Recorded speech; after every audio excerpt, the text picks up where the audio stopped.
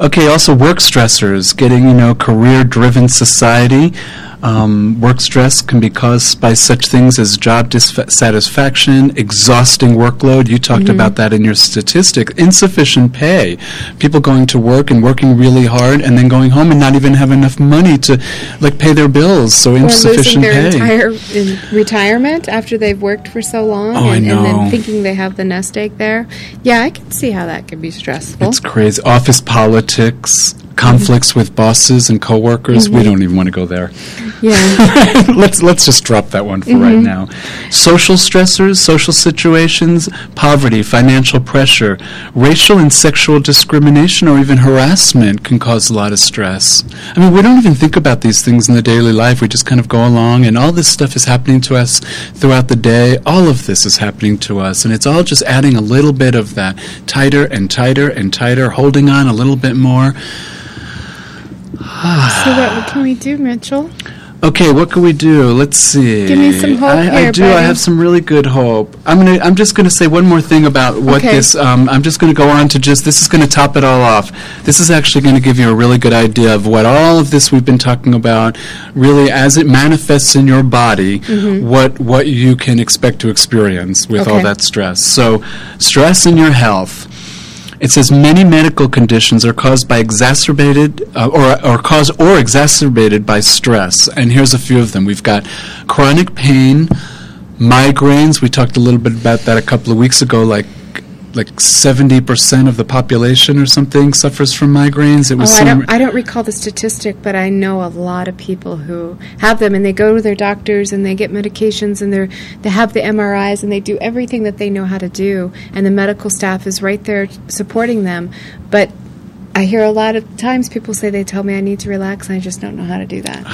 It's crazy. Yeah, we'll teach them. Yes, we'll teach them. We'll teach them. Okay, so ulcers and heartburn and high blood pressure, heart disease, diabetes and asthma, PMS, obesity, infertility, autoimmune disease. Autoimmune diseases are I was going to say that's like allergies and eczema and rheumatoid arthritis. Arthritis, absolutely. Am I correct about absolutely, that? Okay. Absolutely. So, your immune system is attacking. That's right, attacking your own body, and that's exactly MS, what. Multiple sclerosis. Exactly. That's an autoimmune disease. Those things are exacerbated or caused by stress.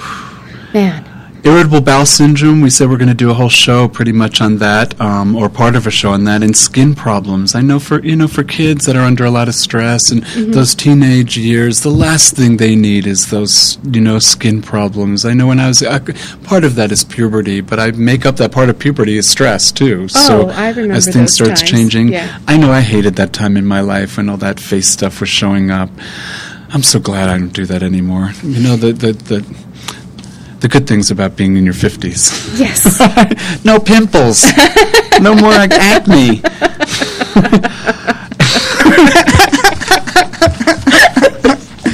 Okay, so what can we do about stress? Laugh more?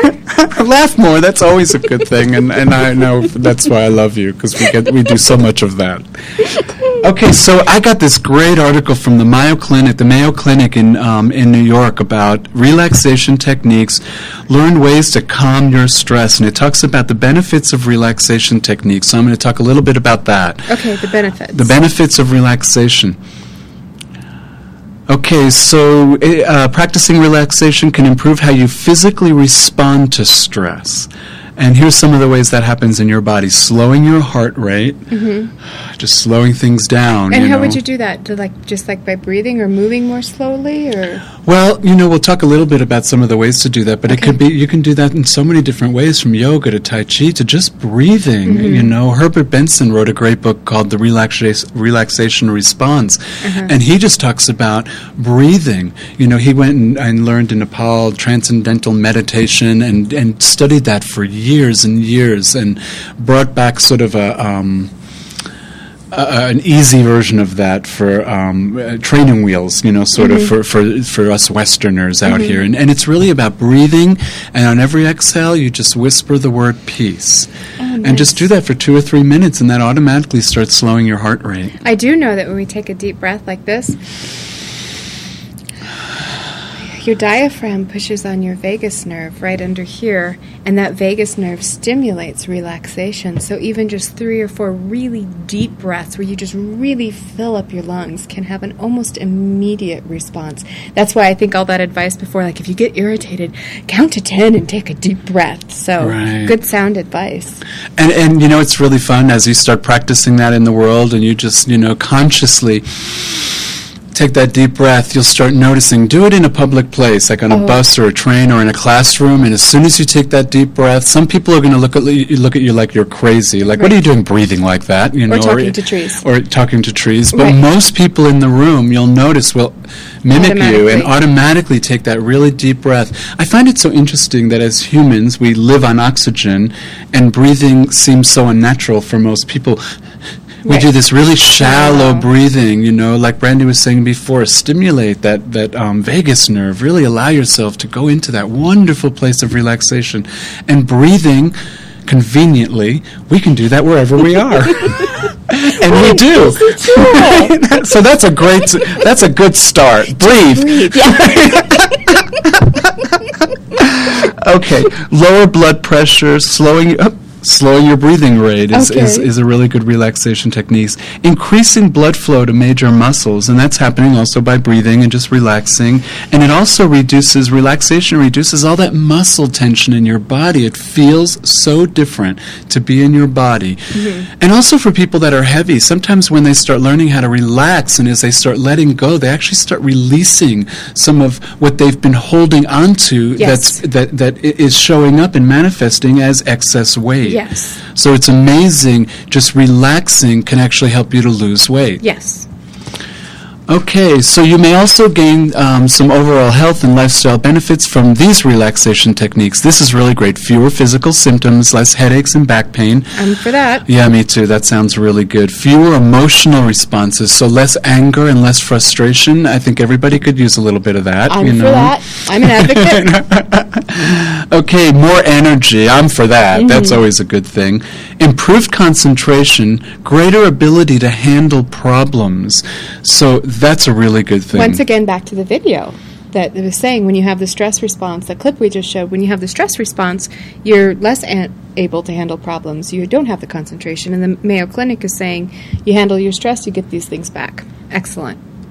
It's pretty amazing because when you do go, hypnosis or relaxation, anytime you do that, you're actually activating the part of your body, autonomic nervous system is actually running our body. Mm-hmm. And when we activate that parasympathetic, which is what relaxation does, what that breathing, all that does is activate the parasympathetic. It's really, it just opens up such a different, problem solving becomes so available to us. You know, Brandy talked a little bit in other shows about the superconscious mind. Well, if you're feeling really good and feeling really relaxed and activating, moving towards parasympathetic, feeling really good, it just changes everything.